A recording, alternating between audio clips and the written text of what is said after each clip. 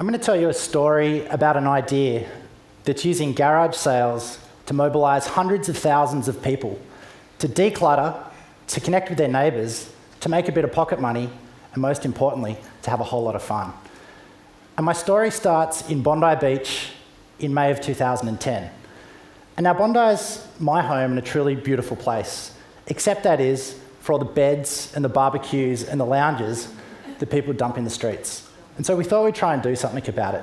And our idea was really quite a simple one, to get as many garage sales going in the one suburb on one day as possible. The Garage Sale Trail, an idea to say to people, don't dump it, sell it. So we set up a really simple website where we asked people to register some information about their sale and what was on offer. And it was just one of those things that kind of took on a life of its own. Before we knew it, there was 126 sales. And on the day, there was this real sense of community spirit, and everyone from the older generation to the young hipster cool kids to the middle-aged families and everyone in between sort of participating in this really grassroots community activity. But it wasn't until afterwards where we got all these stories from people that were involved saying that, you know, I decluttered all this stuff, I made all this money. I think the average amount of money made for that first event was about $600-700, so not a bad day's earnings.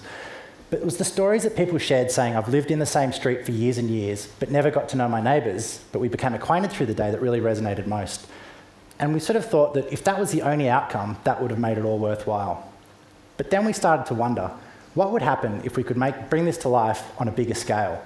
What if we could get garage sales to happen all over Australia on the one day?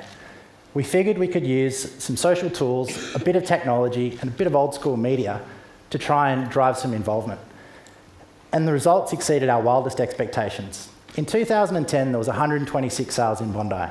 A year later, there was 1,600 sales around the country. And just 2 weeks ago, there was over 7,700 garage sales happening on the one day all over Australia. And you know, we like to think that that's kind of 7,700 individual events happening around the country, but it was so much more than that. There was over 150,000 people participating in communities around the country, 620,000 odd items listed for sale that were either going to be kept from sitting in cupboards or sent to landfill.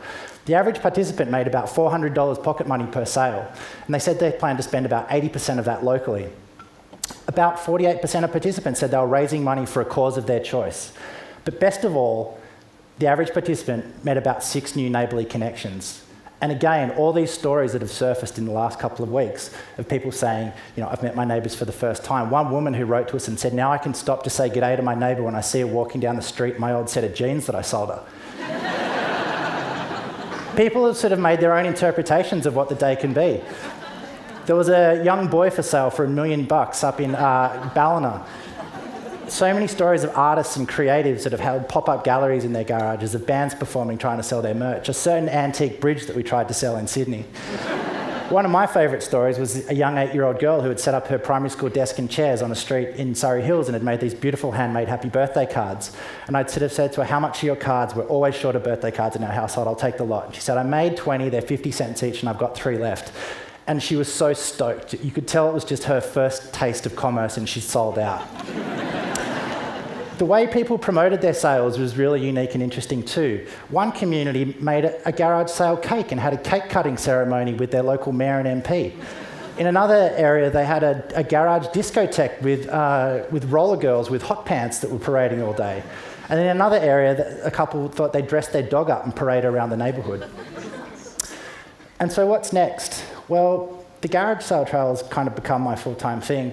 And as an idea that's about trying to create positive social and environmental change, I never would have thought that it would take me to places like number 10 Downing Street and St James's Palace, Clarence House, to talk about garage sales, but it has.